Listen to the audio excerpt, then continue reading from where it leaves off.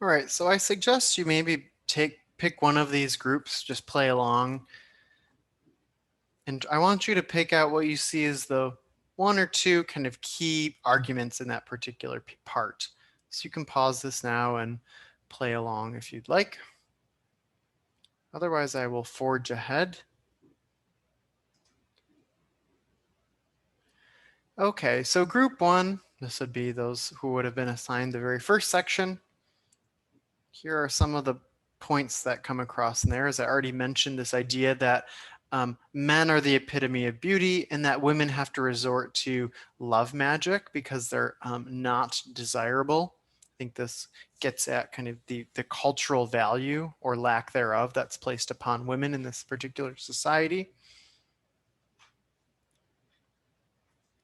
This idea that we have of sex work, where, of course, men can do engage in sex work as well, but typically the idea is that in cultural imagination is that women are the majority of sex workers.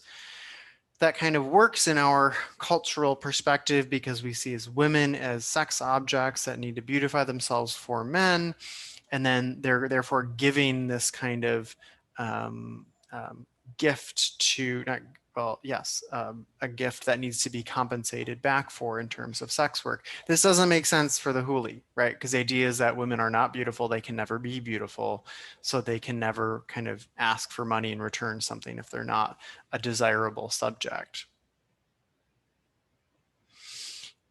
Wardlow goes so far as to even say that people are kind of confused by the idea that someone would give money to women for sex. It was something that just seemed unimaginable to people, not only because of this question of women and beauty or lack thereof, but also because sex by itself isn't something productive.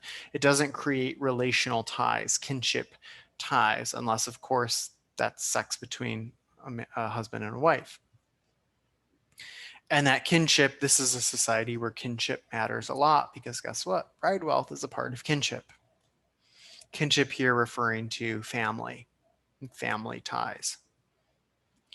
Again, if you have questions on any of this, we can talk about this next time we have class.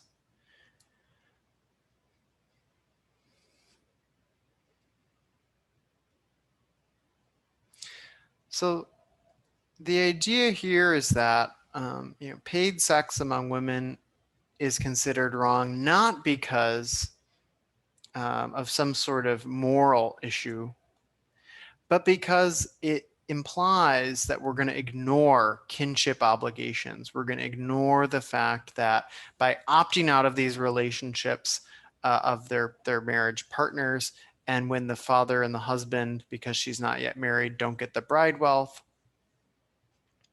she's therefore kind of removing herself from her family. She's saying, bye, I'm going to go head out to the city, and you're not going to get my bride wealth. So the power, the sting is that in that is not so much that, like, look, our daughter became an immoral woman.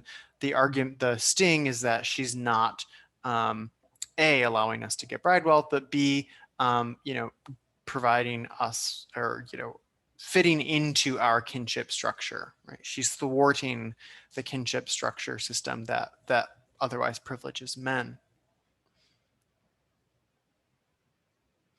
They are engaging in a quote selfish consumption of a resource, that is her sexuality, that rightfully belongs to a woman's kin. In other words, it's her kin, her husband or partner if they're unmarried, but also her father and brothers who are going to get her bride wealth, that in a sense, own her sex, right? Own her sexuality, that is. And of course, this rests very uneasily with feminist theory and ideologies. So only 3 of the 18 passenger women that she spent time with, of course, yes, you would think if those of you who are in psych or other, kind of hard science field, I think 18, that's not a very big survey size, but of course, as anthropologists, we sit with people and live with them closely for months. So 18 is actually a lot of people to do a close life history with. Only 3 of them did this for reasons of cash. So that's very few compared to the way that we think of sex work and sex workers in the US, where that's the main goal, right, is cash. And actually, the idea of worker as a rights bearing category, the idea of workers' rights was a foreign concept to those women that she worked with. And part of this is because, of course, previously they were only horticulturalists, so they didn't even use cash. It was just growing things for their own consumption. But now, as capitalism has entered the community, right, these ideas are changing. So part of the idea in this fourth section, one of the main arguments is that social reproduction depends on bride wealth, right? Clans grow, families grow as men gain new wives, and their daughters bring in bride wealth.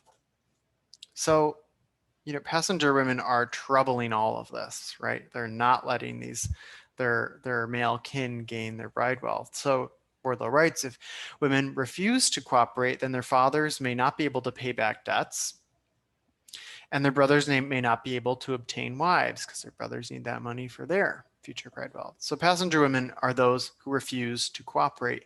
And this is what she means by negative agency. Again, that's not a term that came up in the article, but that's a term that Wardlow uses elsewhere to describe passenger women. Why negative? Because they are not actually necessarily, starting a formal protest, but it's the very fact that they disengage, the fact that they disengage from the family, that they disengage from these kinship expectations and structures, that disengagement itself is a form of agency. And again, Wardlow spends a lot of time describing how the passenger women, from the very beginning, the whole reason why these women are looking to thwart their families is because they experience violence, loss, or humiliation on the part of their male kin and or their husbands.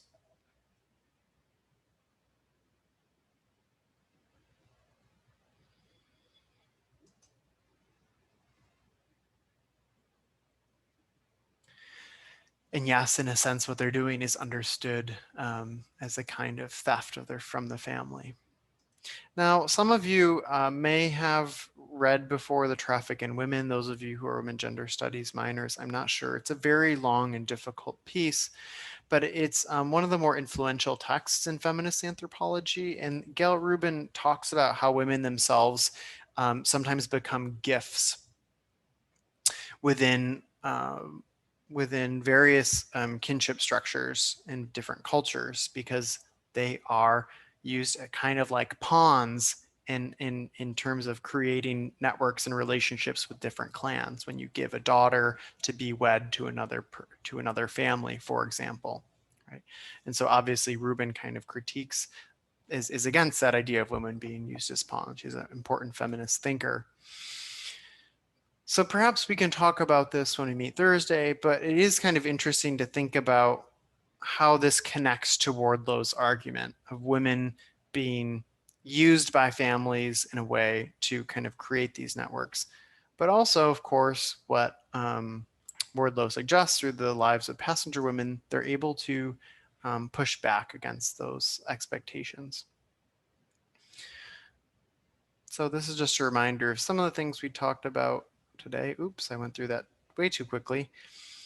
And at any rate, we will be looking at a short radio piece on Thursday that talks about violence against women in Papua New Guinea and put this into conversation with Wardlow's writing. Okay, I'm going to end it here. And there, I will also add a short lecture on the article by Saba Mahmood to help you as you read that very difficult piece.